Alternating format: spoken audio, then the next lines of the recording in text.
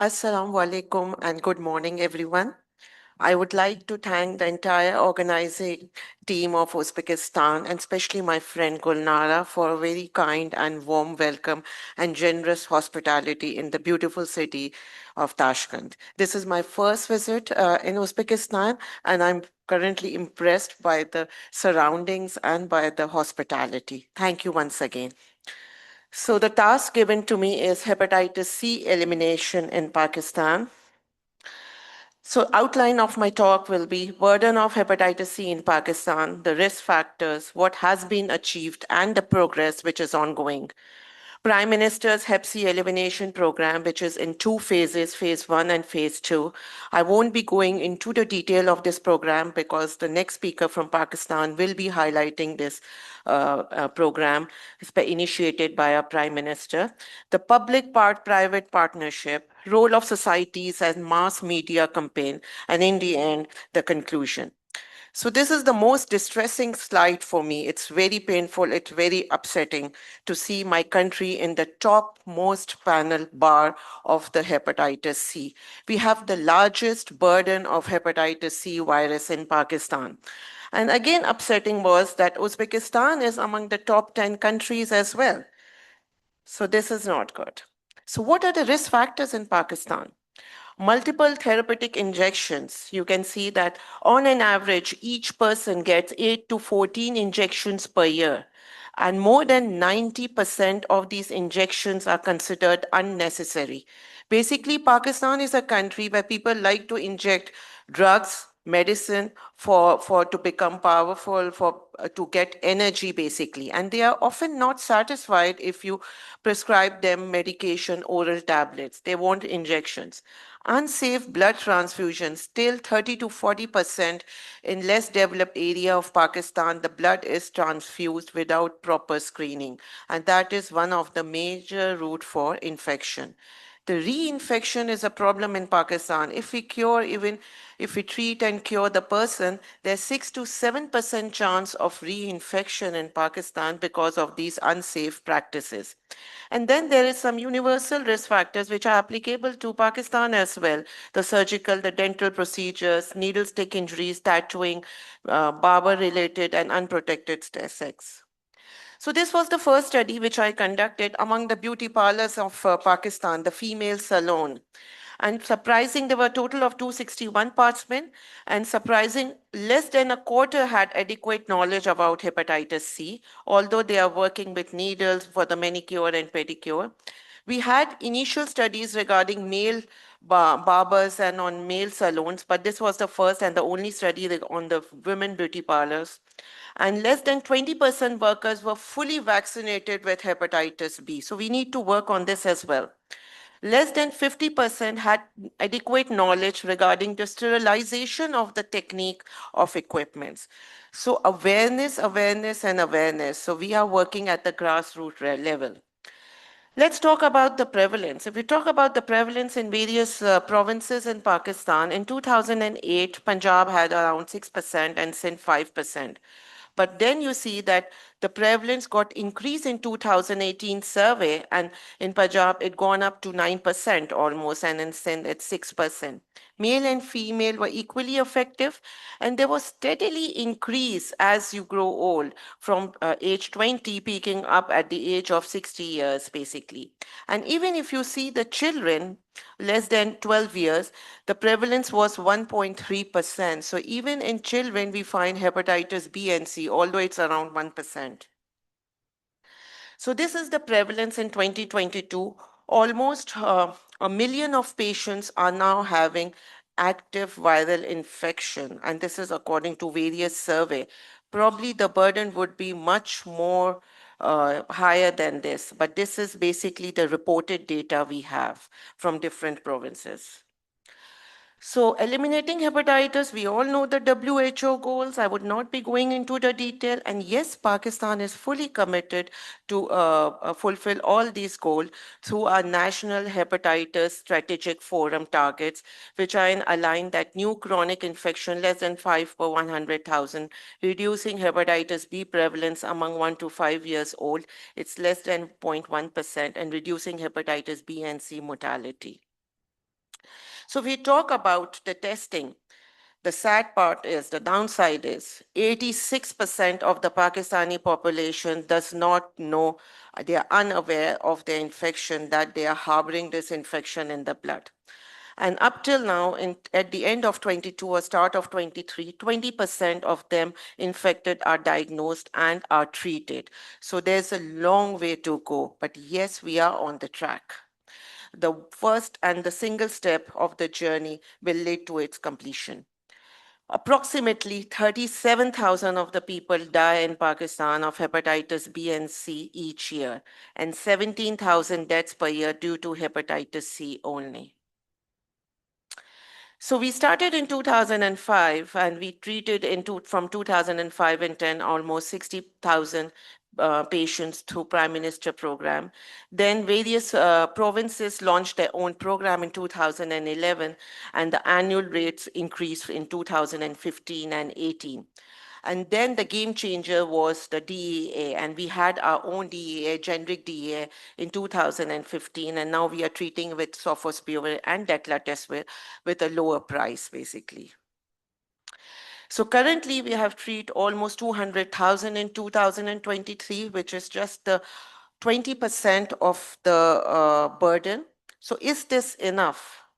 Certainly not.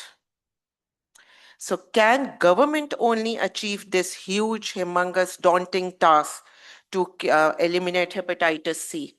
Absolutely not. So now the public partnership comes into play. So what policies we have adopted and what policies are partially adopted and still we are struggling. So electronic medical record, yes, it's in the pipeline. Hep C elimination goal is adopted. Action plan has been devised and has been developed. Routine official reporting of Hep C mortality and incidents, we are still not adopted and we are working on that. Each province surveys done, their Punjab and Sindh regularly does province every 5 years, and Dr. Huma will tell you about the Sindh province. Estimates of hepatitis C virus economic burden, yes, we have adopted. Systems to monitor hepatitis C diagnosis and treatment is partially adopted. Hep C screening recommendation in pregnant women is partially adopted. So this is a simplified testing and treatment for hepatitis C, and yes, we have adopted.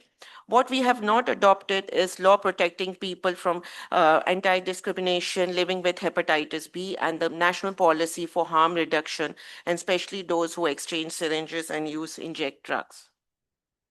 So the silent features of the program is the task force, which is chaired by the Prime Minister. It was launched last year. Then we have technical advisory group from each province. Hepatitis electronic record for the whole country for the full coverage and avoid duplication of the system. Screening and data entry to be done at the grassroots level. Public-private partnership with labs, hospital, and doctors. Reflex blood testing would be done on all hepatitis C positive. Central procurement and strong inventory is the key for the successfulness of this program. Single national guidelines, capacity building, training of primary care physicians, especially in the rural areas. So this is the implementation strategy. We have health facilities and outreach sites. Then we'll have developed the EMR, which will test and report all the results. If there is negative, there's no further diagnostic evaluation is required, and certificate of not having hepatitis infection will be given to the public and the patients. If it's PCR is positive and negative, then the person is not infected, and again a certificate will be given. And then if the PCR is positive, the person will be given treatment. So less than 2 clinic visits have been devised. So because people living in far-flung areas are very difficult to come to the dispensary or the outreach sites. And then we have taken help from the lady health workers and the polio vaccine centers because they regularly go from one home to other for the administration of the polio drops. So they are basically the key helper in this elimination program. So this is the National Electronic Medical Record, which is in place in Punjab and in Sindh soon. And it will be linked with the tablet and smartphone for the easy entry. to avoid duplication, and it is based with live georeferencing, and it is adaptable for online access even if you don't have Wi-Fi. And it enables patients to register from home and schedule appointments at the nearest screening facility. Then the call centers will communicate their lab results, medication pickup points, follow-up reminders, and issue a no certificate as an incentive for screening or post-treatment cure. So public-private partnership is very important because with this huge burden of hepatitis C, government needs to collaborate with the NGOs and with the other private hospitals. So shortlisting of the various centers, contact through email and personal call, arranging meeting regularly at the regional office to reinforce MO signing with the healthcare professional. Training is very important, and then the action. So if we go into the details, these are again what I've talked, that again the diagnosis, the awareness, then the treatment, then the confirmation of the eradication, and then we give them the certificate. The one point is the transportation of the PCR, maintaining the cold chain is again the sometimes will be a task which has to be partnered with the private ownership as well and the NGO. The dedicated staff and the dedicated space for this thing has to be in every region, in every tehsil, in every district has to be done. And then the regular supply of medications is in small towns, and transferring of medication, proper medication is again very important. So Pakistan has been working actively in engaging public-private partnership with the launch of Corporate Coalition of Viral Hepatitis Elimination. And this program, the Gilead announces coalition with 12 leading companies to eliminate hepatitis C from Pakistan. And this program is aimed basically to improve awareness, screening for viral hepatitis, and ensure a work environment that is free from any discrimination for the disease, for those with the disease. So it's a consortium, the public-private partnership, NGOs, committed health providers, and corporate sector. Quick decision making and execution is the key. Out-of-box solution, innovation. Then big farmers need to chip in, and diagnostic, micro-elimination campaigns, make best use of available infrastructure, foster international collaboration, which is without international collaboration, the elimination dream will not become true. We need to have international collaborators to help, to train, engaging public sector with result. So let's not forget the primary care physician. They are the basis, basically. They are the pillars of any society. And with this, we have now given them charge that yes, we have made a simplified treatment, and yes, the primary care physician can now treat these patients. So every patient does not need to come a specialist or tertiary care hospital.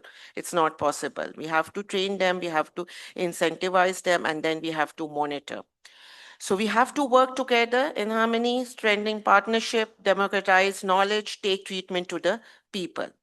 So awareness is important right from at the level of children, because even in children, hepatitis rate is 1%. So what we have done through various, so I'm the president of Park GI Liver Disease Society, so various societies, we have done various activities in schools, in colleges, through storytelling, board games, basically, screening camps, awareness session for children and parents to identify early detection. And then in screening camps, they were linked to, if they have hepatitis C positive, they are linked to the government or NGO for further testing and for the treatment, basically. And then debates, quizzes, and various poster competition. This is step and ladder game, and we have devised it in a certain thing that every time when there is a snake and it bites, there is some risk factors like blood transfusion or injection, and it is in the national language, so the children are easier,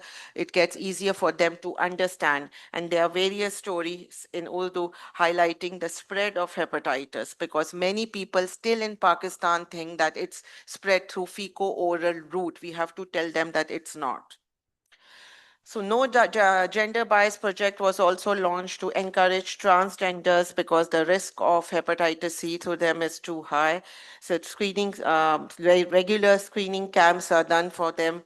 So they are aware that they have to take proper precautions basically.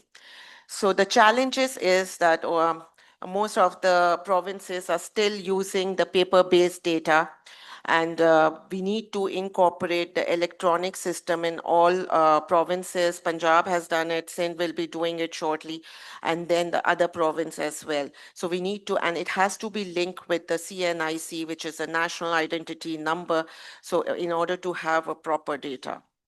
This was the book that we launched last year through SASL, and I'm the co-chairing of Women in Hepatology Forum in SASL. And these are the frequently asked questions in the liver disease. And we curated various, through our own artists, various cartoons for easy understanding for junior doctors, patients, the common questions that they have, those patients who have liver disease, and for the attendants and the family. The English version was launched in India last year. The Urdu version was launched in last year in our society. And then this book is available in more than 10 languages. So every year, all the societies, all the hospital, they observe World Hepatitis Day. But in Pakistan, actually, every day is a hepatitis day. Internationally, yes, it's 28th of July, but in Pakistan, the load is so much that I'm sitting in my clinic and I see hundreds and hundreds of patients every week with hepatitis and with advanced liver disease. So what we call is that, yes, when the person gets of 18 years, before making a national identity card, we need to check hepatitis B and C, so find out the actual burden of the disease.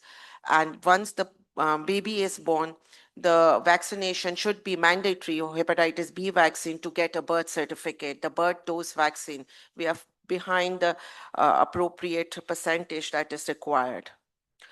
So this is again various medias in print media, the social media in Urdu and English. And I wrote a paper actually. Hepatitis C infection, are we really committed to eliminate? Could it become the second polio for Pakistan? Unfortunately, we are still struggling to completely eradicate the polio. And with this high burden, it would be difficult for us to eradicate or eliminate hepatitis C by 2030. Although progress is going steadily and fast, and Prime Minister itself is involved in this hepatitis program. So in conclusion, addressing the hepatitis C epidemic in Pakistan requires a multifaceted approach. Adopting holistic approach with increased awareness among masses and easy access to diagnose and treatment. Implementing strict strategies for prevention such as safe blood transfusion and vaccination, birth dose vaccination of hepatitis B is the key. Tackling supply chain issues and low human resource. With great and strong political will, collaboration, and public-private partnership, hepatitis C elimination is possible by 2030 in Pakistan. Thank you very much.